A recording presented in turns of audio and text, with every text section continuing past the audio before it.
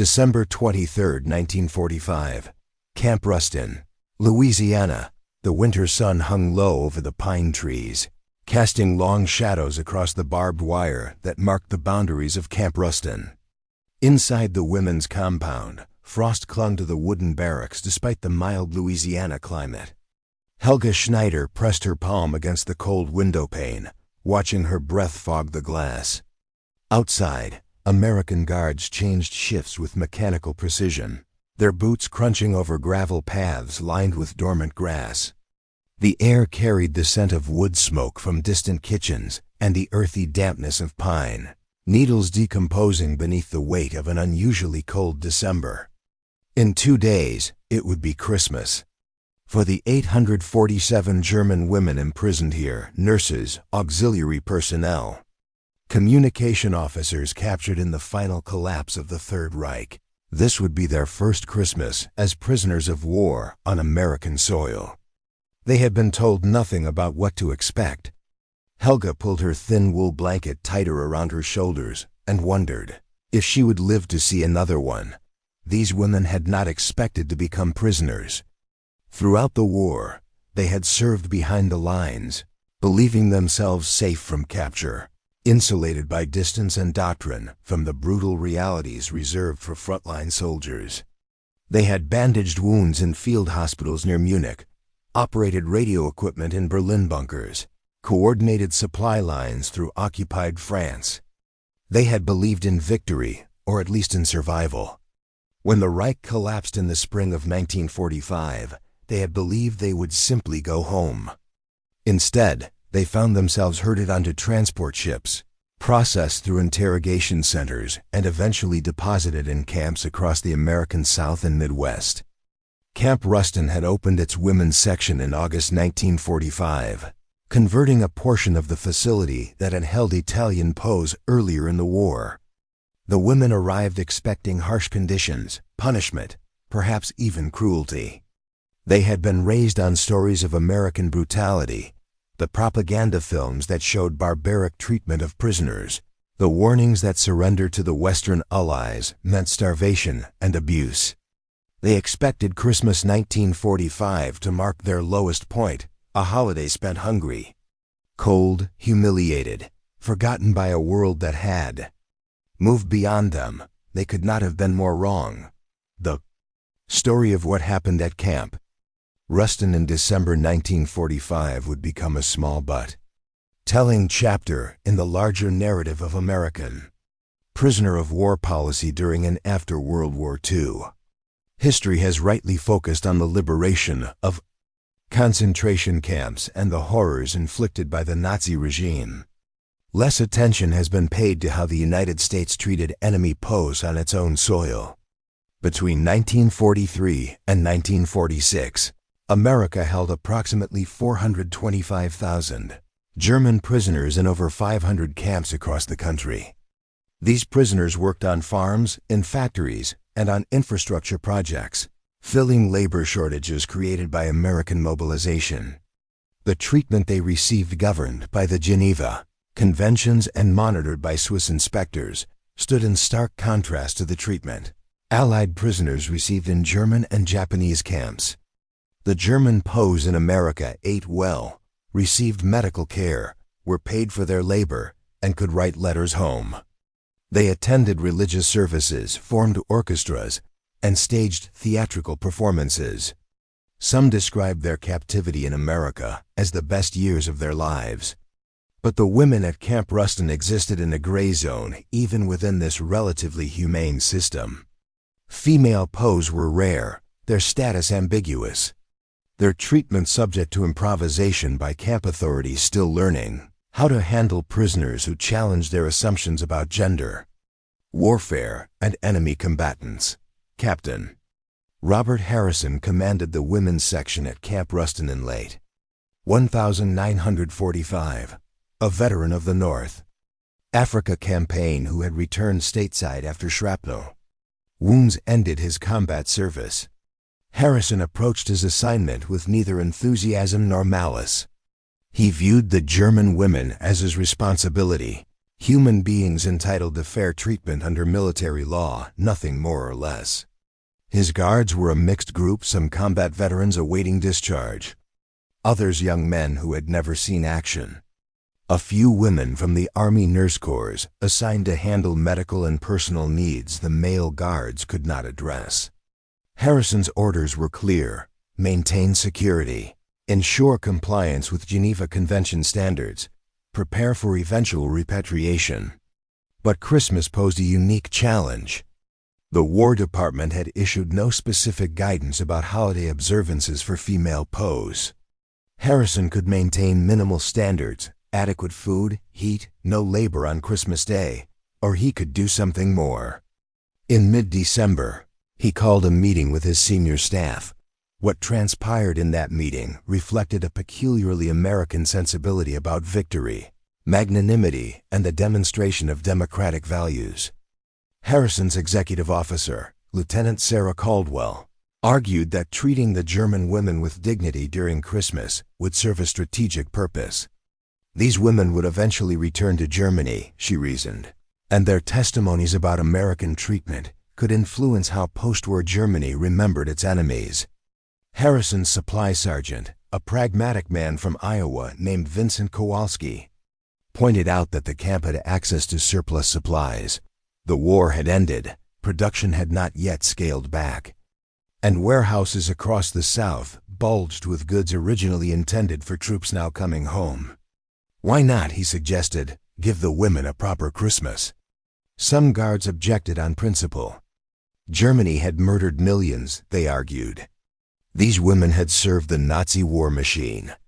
They deserved no kindness, no celebration, certainly no gesture that might seem like forgiveness. Harrison listened to all sides, then made his decision. They would give the women a Christmas that demonstrated what America stood for: not vengeance, but the possibility of redemption through the example of abundance, generosity, and the values the war had been fought to defend. The women knew something unusual was happening when, on December 22nd, guards began carrying long tables into the mess hall and draping them with white sheets requisitioned from the medical supplies. Helga and her barrack mates watched through the windows as crates arrived, more than would be needed for regular rations. Rumors spread through the compound with the speed of desperation. Some women speculated they were being prepared for transfer to another camp. Others whispered about repatriation, a Christmas miracle that would send them home to Germany's ruins. A few cynics suggested the preparations were for the guards' own celebration, that the prisoners would receive nothing more than their usual thin soup and black bread. No one guessed the truth because the truth exceeded anything their experience had taught them to expect from captivity. Marguerite Fischer, a former communications officer who had coordinated Luftwaffe radio traffic from a bunker outside Hamburg, kept a diary throughout her imprisonment. Her entries from late December 1945 reveal the psychological state of women caught between relief at survival and dread of an uncertain future. "We are neither dead nor alive," she wrote on December 20th. "We exist in a strange suspended state, neither punished as we expected nor released as we hoped. The American guards treat us correctly, even kindly, but this makes everything more confusing. We were taught that Americans were our enemies, that their democracy was weak, their people soft and decadent. Yet they defeated us completely, and now they feed us better than we fed ourselves in the final year of the war. What does this mean? What are we supposed to believe now?" This confusion, ideological, emotional, existential, characterized the mental state of most German POWs in American camps. They had been conditioned to expect brutality from their enemies, taught that might makes right, that victory justified any action. Instead, they encountered a system that treated them as human beings entitled to basic dignity, regardless of the uniform they had worn. On the morning of December 24th, the women were informed that they would not be required to work, not on Christmas Eve, not on Christmas Day. This alone surprised them. Under German military doctrine, labor was both punishment and obligation for prisoners. Rest days were rare, granted only for practical reasons, never for sentiment. The announcement that they could spend 2 full days in leisure seemed almost suspicious. What did the Americans want in return? But no demands followed the announcement, only instructions to assemble in the mess hall at 1600 hours for an announcement. The intervening hours crawled by. Women mended clothes, wrote letters that might or might not reach Germany, played cards with decks made from scavenged cardboard. Some sang quietly, old Christmas carols from childhood that brought tears and silence in equal measure. "Still not" echoed through the barracks, each verse a reminder of homes they might never see again, families whose fates remained unknown in the chaos of occupied Germany. When the women filed into the mess hall that afternoon, they stopped in collective astonishment. The long tables they had watched being installed now groaned under a display of abundance that seemed impossible, almost obscene. At each place setting sat a real plate, not a tin mess kit, but actual ceramic dishware alongside metal utensils, cloth napkins, and a small glass. The tables bore platters of roasted turkey, bowls of mashed potatoes and gravy, green beans, cranberry sauce, fresh bread with butter, and pies apple, pumpkin, pecan arranged at intervals down the table's length. In the corner stood a Christmas tree, a pine cut from the surrounding forest, decorated with paper chains, popcorn garlands, and small ornaments that looked handmade. Beneath it sat wrapped packages. The room smelled of roasting meat and cinnamon, scents so rich and homely that several women began crying immediately. Overcome by memories and the surreal juxtaposition of imprisonment and plenty, Captain Harrison stood at the front of the hall. He did not smile. This was not a celebration, not exactly, but his expression held no hardness. Through a translator, a German-American corporal from Wisconsin named Emma Friedman, he addressed the assembled prisoners. His words were simple, deliberately unadorned. He explained that this meal was provided in accordance with American values and the spirit of Christmas. He acknowledged that the women were far from home, that they faced an uncertain future, that this holiday would be difficult for them. He stated clearly that this gesture did not erase the war, did not ignore the crimes committed by the regime they had served, but represented instead the American belief that even enemies retain their humanity and that victory carried responsibilities as well as rights. He wished them, in conclusion, a peaceful Christmas and expressed hope that the coming year would bring them safely home to help rebuild a better Germany. Then he dismissed them to eat. For several minutes no one moved. The women stood in formation, staring at the food, unable to process what they were seeing. It was Greta Hoffmann, a former army nurse who had survived the siege of Berlin, who finally broke the spell. She stepped forward, sat down at the nearest table, picked up a fork, and began to eat. Others followed, first hesitantly, then with increasing urgency as hunger and disbelief gave way to the reality of hot food and generous portions. The meal that followed was not joyous. Too much grief and uncertainty hung in the air for anything approaching celebration, but it was profound. Women who had not tasted butter in months spread it thickly on fresh bread. They ate turkey until their stomachs, shrunken by months of inadequate rations, protested. They passed dishes to one another with an automatic courtesy that emerged from some deep place beneath ideology and propaganda, a social ritual that reconnected them to normalcy. Guards stood along the walls, watching but not interfering. Some looked uncomfortable, as if uncertain whether this kindness constituted betrayal of their fallen comrades. Others seemed moved by the scene, reminded perhaps of their own mothers and sisters, confronted by the human faces behind the label enemy. The symbolic weight of that Christmas meal cannot be overstated. Food had been a weapon throughout the war. Germany had deliberately starved populations in occupied territories, seized crops to feed its armies, and used hunger as a tool of control and extermination. The concentration camps represented the ultimate expression of this policy: systematic starvation as genocide. German civilians in the final year of the war had themselves faced severe shortages, standing in ration lines for bread that grew more sparse with each passing month.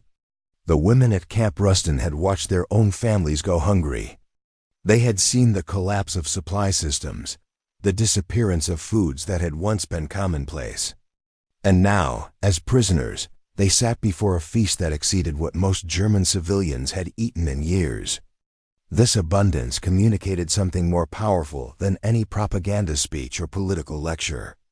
It demonstrated the material reality of American power, yes, but also suggested a different relationship between government and governed, between victors and vanquished, than anything they had known under the Third Reich. After the meal, Captain Harrison's translator announced that the packages under the tree were for the prisoners, one for each woman. Again, disbelief. The packages contained simple items: a bar of soap, a toothbrush, a small mirror, a comb, writing paper and envelopes, a chocolate bar, and a pair of warm socks. These were not luxuries in any absolute sense. But to women who had owned almost nothing for months, who had been reduced to their most basic existence, these small personal items represented a restoration of individual dignity. The soap smelled of lavender. The chocolate, real chocolate, not the ersatz substitutes they had choked down during the war's final years, melted rich and sweet on their tongues. The socks, thick wool in American military issue, were the warmest things most had worn since arriving in Louisiana. But more than the objects themselves, the act of receiving individual gifts, items chosen for personal use rather than collective survival, reminded them that they remained individuals, not merely an undifferentiated mass of enemy prisoners. Marguerite Fisher wrote in her diary that night, "I do not understand the Americans.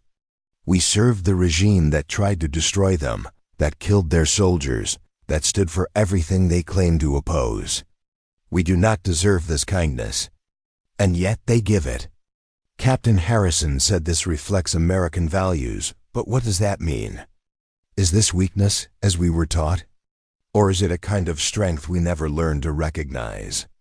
I ate until I felt sick, not from the food but from the confusion of feeling grateful to my captors.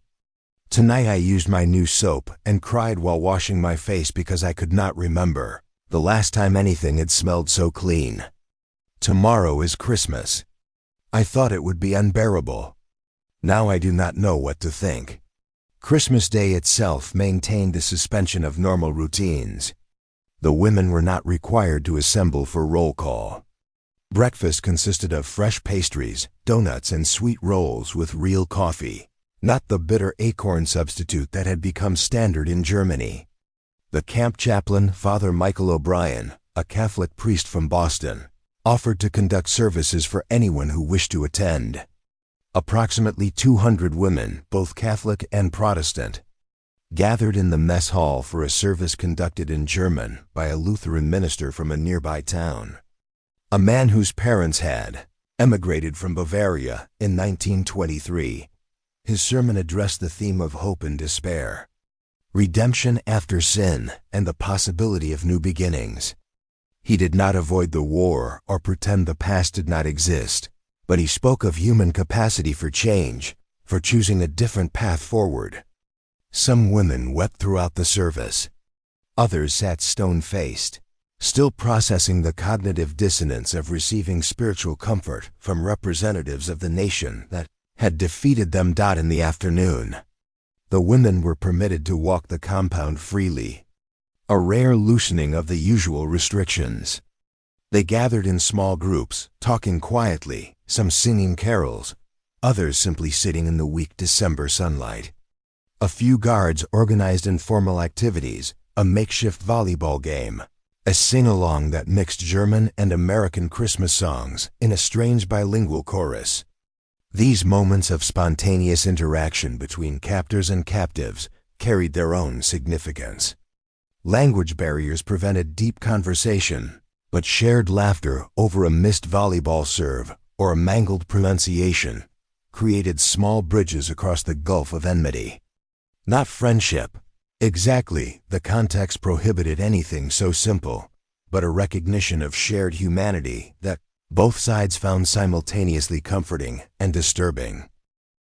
The Christmas celebration at Camp Rustin was not an isolated incident.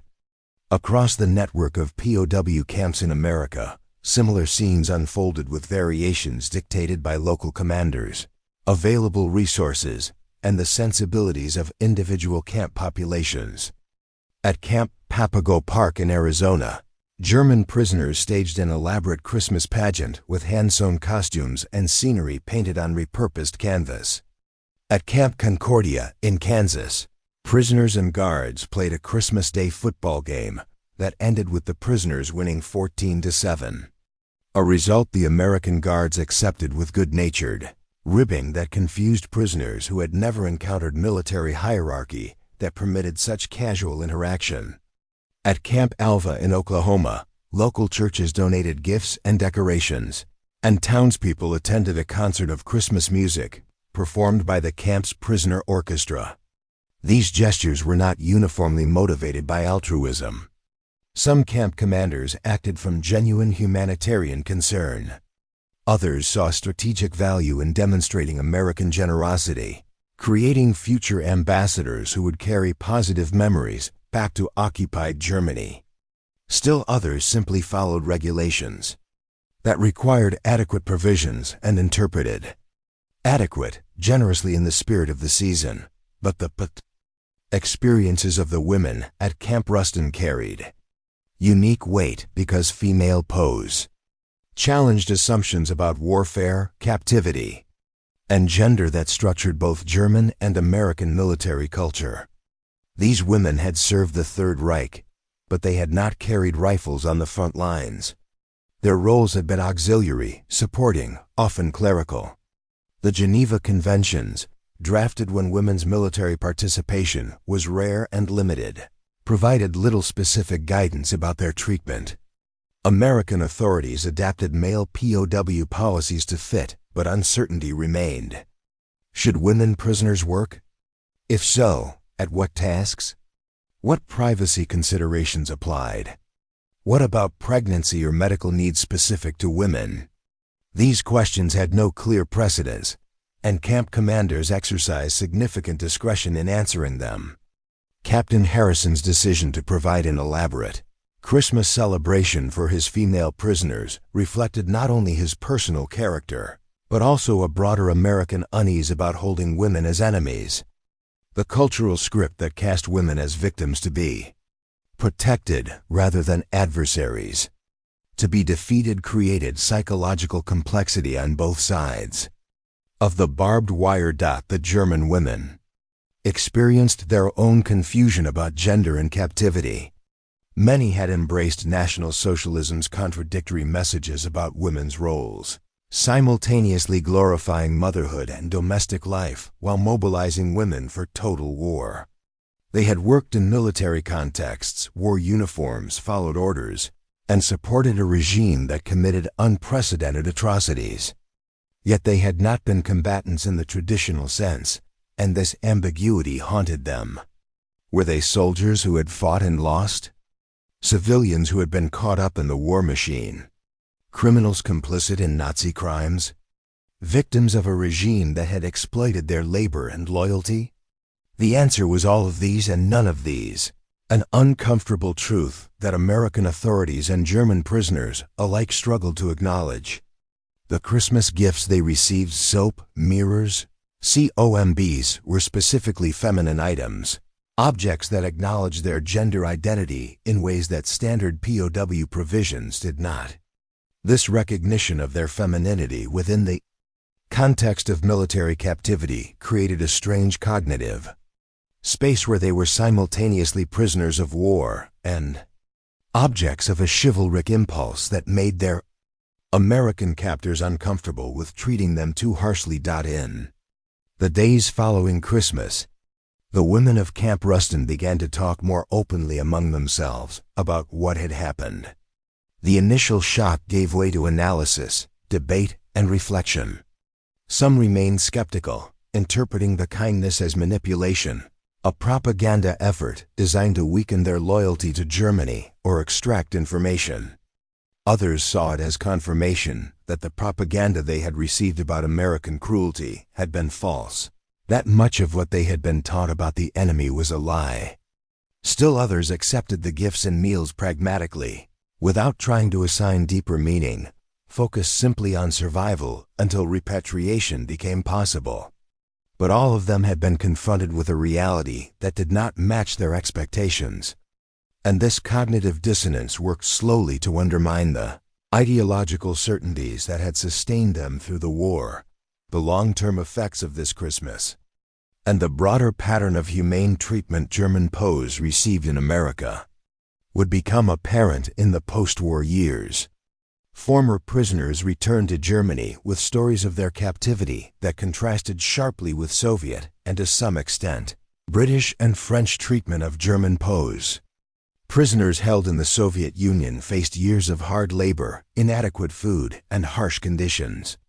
Many never returned home. Those held in France and Britain generally received correct treatment, but nothing approaching the abundance American prisoners experienced.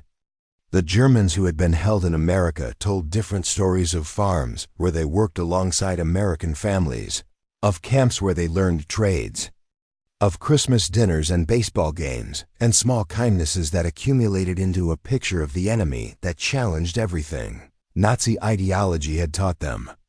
These testimonies contributed to the post-war German perception of America as a potential ally rather than an occupying oppressor, smoothing the way for Germany's integration into the Western Alliance during the Cold War. This was not accidental.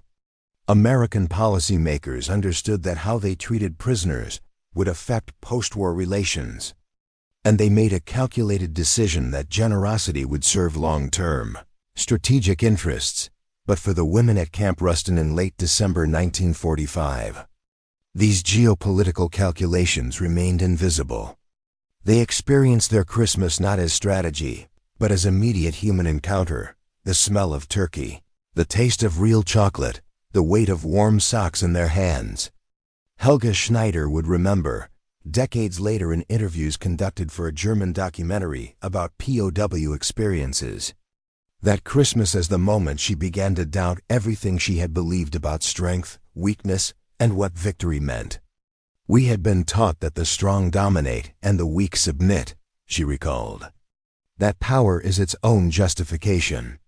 But the Americans had power, they had defeated us completely, and yet they did not use it to humiliate us. They could have starved us, abused us, made us suffer. Instead they gave us turkey and chocolate and soap. I did not understand it then, and it took me years to understand what I was seeing. They were showing us that strength can choose mercy, that power can be exercised with restraint. This was a lesson we had never learned in Germany under the Nazis, and it was more revolutionary than any political speech.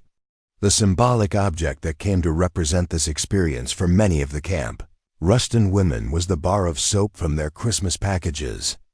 Unlike food, which was consumed immediately, or socks, which wore out with use, the soap persisted. It sat on rough wooden shelves in the barracks, smelling of lavender, representing cleanliness and dignity in a context of captivity. Some women used it sparingly, making it last months, reluctant to consume this small luxury. Others shared it freely, breaking off pieces for barrack mates who had lost theirs or never received one. The act of washing something that had become a purely functional necessity, performed with harsh institutional soap or no soap at all, was transformed by this simple gift into a small daily ritual of self-care and dignity. Greta Hoffmann wrote to her sister in Munich in January 1946, after mail service had been partially restored. "The Americans gave us soap for Christmas. Real soap that smells like flowers. When I wash my face with it, I remember that I am still a human being, not just a prisoner. I am saving a piece to bring home to you, so you can smell what American kindness smells like."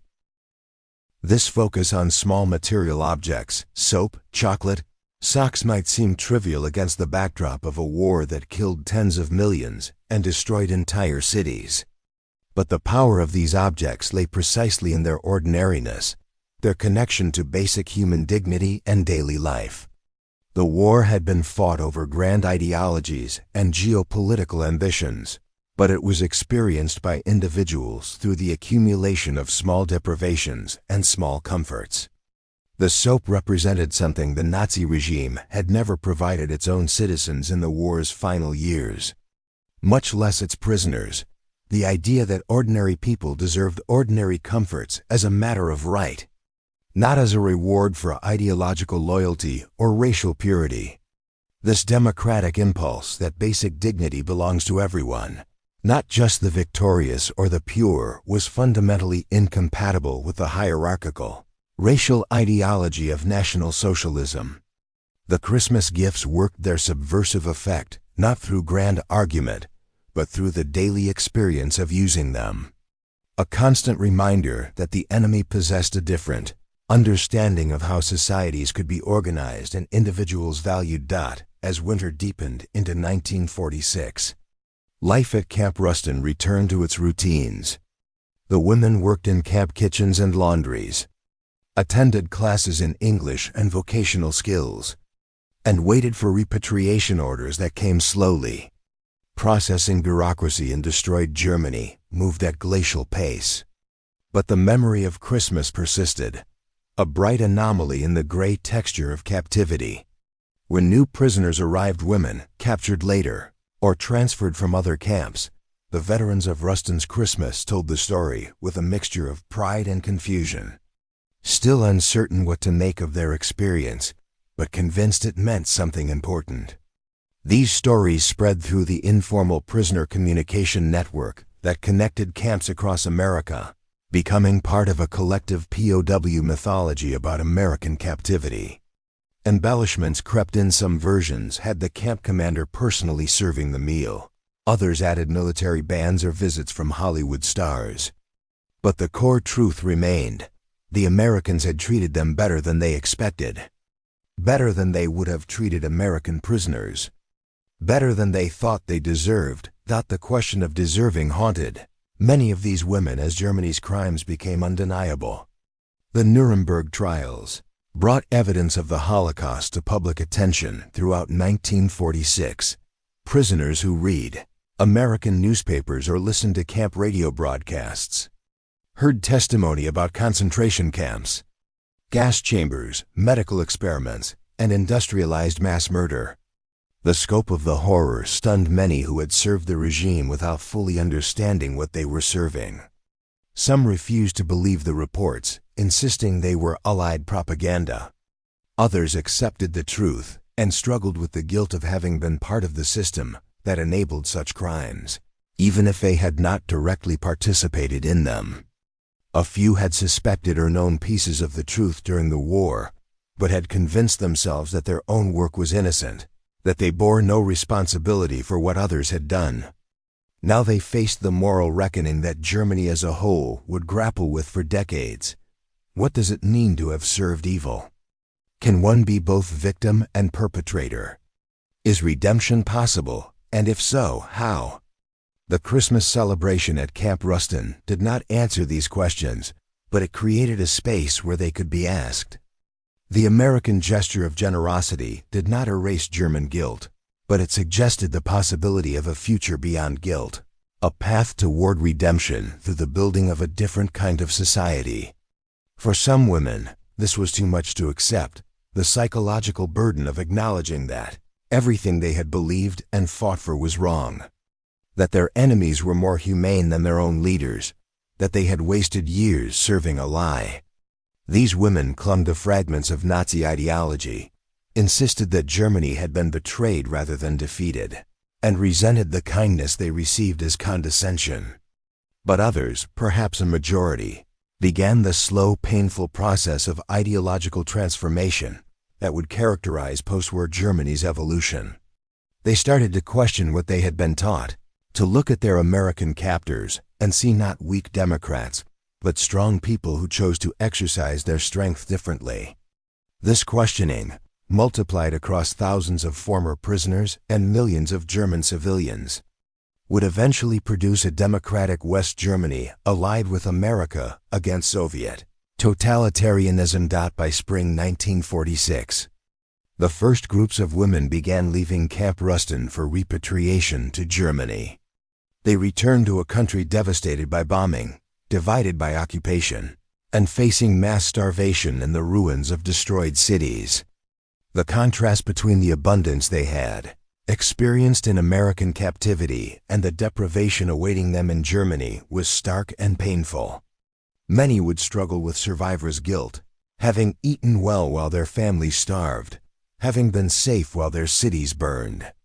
Yet they also carried back something valuable, testimony about American treatment that would shape German perceptions in the crucial post-war years.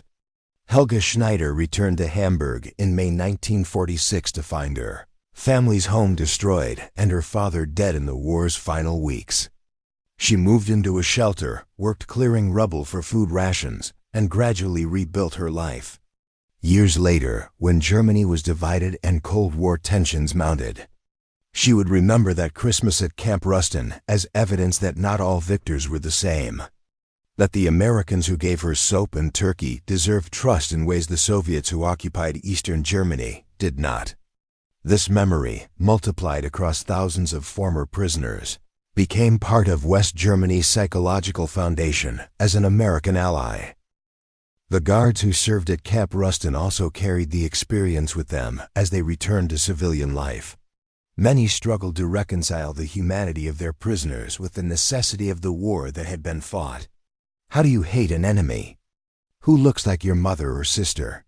How do you maintain the certainty that your side was righteous when your side's victory requires you to imprison women whose only real crime was being born in the wrong country at the wrong time?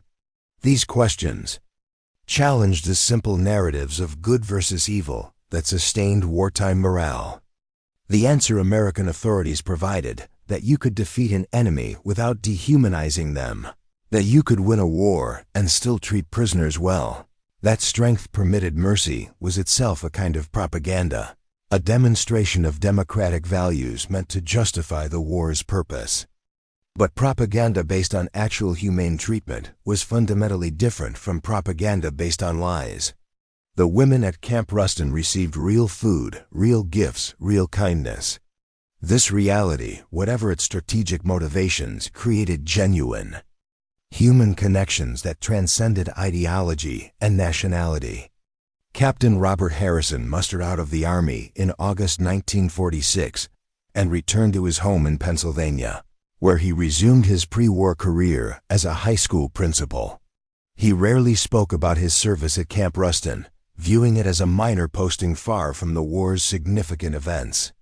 But former prisoners who wrote to him over the years, and several did, sending Christmas cards and letters of thanks, reminded him that small acts of decency matter, that treating people with dignity in undramatic moments of daily life can be as important as heroic acts in combat.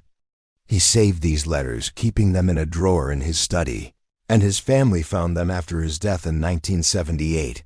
One letter, from Marguerite Fisher in 1952, read, "You will not remember me, Captain Harrison.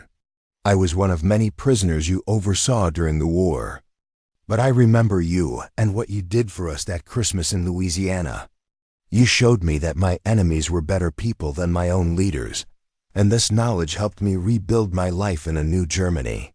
Thank you for treating us like human beings when you had every right to treat us as something less."